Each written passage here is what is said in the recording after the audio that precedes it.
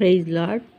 ఈరోజు దేవుని వాగ్దానము యెషయా గ్రంథం 45 అధ్యాయం 3వ వచనం. పేరు పెట్టి నిన్ను పిలిచిన ఇశ్రాయేలు దేవుడైన యెహోవా నేనే అని నువ్వు తెలుసుకున్నట్లు అగాధ స్థలంలో ఉంచబడిన ధనమును, రహస్య స్థలంలో మరుగైన ధనమును నీకు ఇచ్చేదను.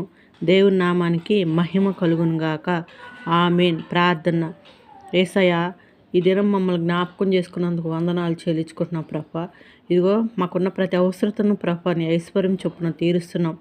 ఇదిగో నా తండ్రి, మాకు ప్రభా అగాధ స్థలంలో ఉంచబడిన నిధులను, రహస్య స్థలంలో మరుగైన ధనము నీకు ఇచ్చేదని వాగ్దానం చేసిన దేవుడు, గొప్ప దేవుడు ప్రభా, నీకు వందనాలు. అయా, మా ఆర్థిక పరిస్థితులు అన్నిటిలో నువ్వు తోడయుండు ప్రభా, నీకు వందనాలు చెల్లించుకుంటున్నాం.